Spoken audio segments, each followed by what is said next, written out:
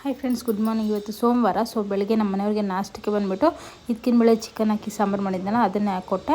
ಆಮೇಲೆ ಅವ್ರಿಗೆ ಬಾಕ್ಸ್ ಬಂದುಬಿಟ್ಟು ಹುಳ್ಳಿಕಾಳು ಹುಳಿ ಮಾಡಿದ್ದೆ ಫ್ರೆಂಡ್ಸ್. ತುಂಬ ಚೆನ್ನಾಗಿರುತ್ತೆ. ಆಮೇಲೆ ನಾನು ನಂದು ಡ್ರಿಂಕ್ ಇದೆಯಲ್ವ ಅದನ್ನು ಕುಡಿದೆ. ಸೊ ಸ್ವಲ್ಪ ಲೇಟಾಗಿ ಕುಡ್ಕೊಳ್ತಾ ಇದ್ದೀನಿ ಬಿಸಿಲು ಬಂದ ಮೇಲೆ. ಬಾಯ್ ಬಾಯ್.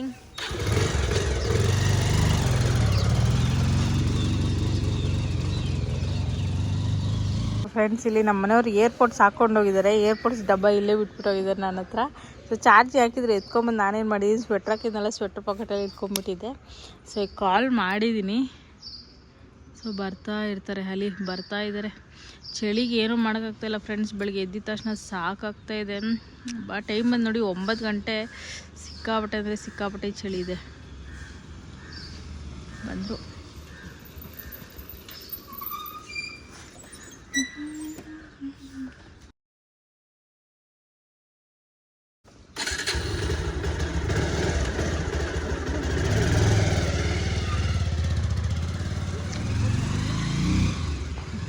Good morning, welcome to my YouTube channel. ಹೇಗಿದ್ರೆ ನಾನು ಚೆನ್ನಾಗಿದ್ದೀನಿ. ಇವತ್ತು ಬಂದು ಸೋಮವಾರ. ಸೊ ಸಿಕ್ಕಾಪಟ್ಟೆ ಅಂದರೆ ಸಿಕ್ಕಾಪಟ್ಟೆ ಚಳಿ.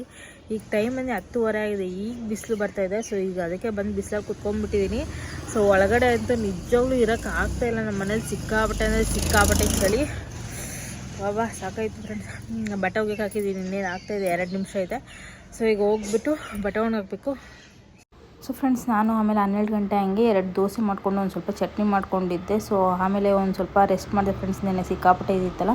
ಆಮೇಲೆ ಸಂಜೆ ಹಂಗೆ ಪೂಜೆ ಮಾಡಿಕೊಂಡು ಆಮೇಲೆ ಜೀರಾ ವಾಟರ್ ತೊಗೊಂಡೆ. ಸೊ ನೆನ್ನೆ ಫುಲ್ಲು ಟ್ರಾವೆಲಿಂಗ್ ಸಿಕ್ಕಾಪಟ್ಟೆ ಇದಾಗಿ ಟಯರ್ಡ್ ಆಗಿದ್ದರಿಂದ ಇವತ್ತು ಮಧ್ಯಾಹ್ನ ಮಲಗಿಬಿಟ್ಟಿದ್ದೆ. ಹಾಗಾಗಿ ಜಾಸ್ತಿ ವ್ಲಾಗೇನೂ ಇರಲಿಲ್ಲ ಇವತ್ತು.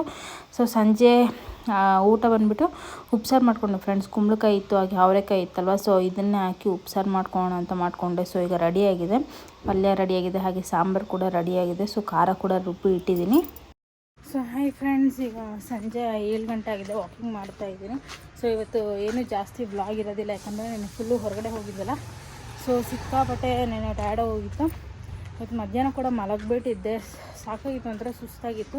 ಬಾಡಿಗೆ ರೆಸ್ಟೇ ಇರಲಿಲ್ಲ. ಅದಕ್ಕೋಸ್ಕರ ರೆಸ್ಟ್ ಕೊಟ್ಟಿಲ್ಲ ಅಂದರೆ ಆಮೇಲೆ ಜ್ವರ ಬಂದು ಹುಷಾರಿಲ್ದಿರ ಆಗೋದು ಕಂಪಲ್ಸರಿ. ಸೊ ಅದಕ್ಕೋಸ್ಕರ ಇವತ್ತು ಮಲಗಿಬಿಟ್ಟಿದ್ದೆ ಮಧ್ಯಾಹ್ನ. ಇನ್ನೂ ಮಾಡೋಕ್ಕಾಗಲ್ಲ, ಒಂದಿನ ಹಾಗಾಗುತ್ತೆ. ಇಲ್ಲ ನಾನು ಎದ್ದೇ ಇರ್ತೀನಿ ಅಂತ ಇದು ಮಾಡೋಕ್ಕೆ ಹೋದರೆ ಆಮೇಲೆ ಜ್ವರ ಗಿರ ಬಂದು ಹಾಸ್ಪಿಟಲ್ಗೆ ಹೋಗಬೇಕು ಅಂತ ಪರಿಸ್ಥಿತಿ ಬರುತ್ತೆ. ಸೊ ಅದಕ್ಕೋಸ್ಕರ ಮಲಗಿದ್ದೆ. ಈಗ ಎದ್ದು ಮನೆಯೆಲ್ಲ ಕ್ಲೀನ್ ಮಾಡಿ ನೋಡಿದ್ರೆ ಪೂಜೆ ಮಾಡಿ ಈಗ ಉಪ್ಸಾರು ಕೂಡ ಮಾಡಿದ್ದಾಯಿತು. ಉಪ್ಸಾರು ಮಾಡಿಬಿಟ್ಟು ಈಗ 7 ಗಂಟೆಯಿಂದ 7:30ವರೆಗೂ ಅರ್ಧ ಅವರ್ ವಾಕಿಂಗ್ ಮಾಡ್ಕೊಳ್ತೀನಿ. ಆಮೇಲೆ ಹೋಗಿ ರೈಸ್ಗೆ ಇಡ್ತೀನಿ. ನಮ್ಮ ಮನೆಯವ್ರು 8:30ಗೆ ಬರ್ತಾರೆ. 8:30ಗೆ ಬಂದಮೇಲೆ 8:45 ಹಂಗೆ ಊಟ ಮುಗಿಸ್ಕೊಂಡು ಆಮೇಲೆ ಒಂದು ಅರ್ಧ ಅವರ್ ವಾಕಿಂಗ್ ಮಾಡ್ಕೊಳ್ತೀನಿ. ಸೊ ಫ್ರೆಂಡ್ಸ್, ಈಗ ಟೈಮ್ ಬಂದು 9:15 ಆಗಿದೆ. ಸೊ ನಮ್ಮ ಮನೆಯವ್ರು ಇನ್ನೂ ಬಂದಿಲ್ಲ. ಸೊ ಅವ್ರು ಬಂದಿಲ್ಲ ಅಂತ ಇಬ್ಬರು ಊಟ ಮಾಡಿಲ್ಲ. ಸೊ ನಮ್ಮ ಮನೆಯವ್ರು ನೆನೆನೇ ಹೇಳಿದ್ರು 8:15 ಬರ್ತೀನಿ. ಸೊ 8:15 ಇಬ್ಬರು ಊಟ ಮಾಡೋಣ ಅಂತ ಅಂದ್ಕೊಂಡು. ಸೊ ಯಾಕೆ ಅಂದರೆ ಈ ನಡುವೆ ನಾವು ಏನು ಮಾಡ್ತಿದ್ದೀವಿ ಅಂದರೆ ದಿವಾನ ಸೋಫಾ ಮೇಲೆ ಕೂತ್ಕೊಂಡು ಊಟ ಮಾಡಿಬಿಡ್ತಾಯಿದ್ದೀವಿ. ಸೊ ಎಲ್ಲಾದರೂ ಹೊರಗಡೆ ಹೋದಾಗ ಕೆಳಗಡೆ ಕೂತ್ಕೊಳ್ಳೋಕೆ ತುಂಬ ಹಿಂಸೆ ಆಗುತ್ತೆ. ಸೊ ನೆನ್ನೆ ದೇವಸ್ಥಾನಕ್ಕೆ ಹೋಗಿದ್ದಲ್ಲ, ಹಾಗೆ ಆಯಿತು. ಇಬ್ರಿಗೂ ಒಂದು 5 ನಿಮಿಷ ಕೆಳಗಡೆ ಕೂತ್ಕೊಂಡು ಕಾಲೆಲ್ಲ ಜೋಮ್ ಇಟ್ಕೊಂಡು ನೋವು ಬರೋದಾಗ್ಬಿಡುತ್ತೆ. ಬರ್ತೀನಿ ಅಂದರೆ ಇನ್ನೂ ಬಂದಿಲ್ಲ, ವೆಯ್ಟ್ ಮಾಡ್ತಾಯಿದ್ದೀನಿ. ಬಂದರು ನೋಡಿ, ಬಂದರು ಇವಾಗ. ಸೊ ಫ್ರೆಂಡ್ಸ್, ನಮ್ಮ ಮನೆಯವ್ರು ಬಂದಮೇಲೆ ಇಬ್ಬರು ಕೆಳಗಡೆ ಕೂತ್ಕೊಂಡು ಊಟ ಕೂಡ ಮುಗಿಸ್ಕೊಂಡ್ವಿ. ಆಮೇಲೆ 1 ಅವರ್ ಆದಮೇಲೆ ಕಲ್ಲಂಗಡಿ ಹಣ್ಣು ಇತ್ತಲ್ವ, ಮನೆಯಲ್ಲಿ ಹಣ್ಣುಗಳು ತರಿಸಿದ್ರಲ್ಲ. ಸೊ ಅದ್ರಲ್ಲಿ ಕಲ್ಲಂಗಡಿ ಹಣ್ಣು ಕಟ್ ಮಾಡ್ಕೊಂಡು ತಿಂತಾಯಿದ್ದೀವಿ.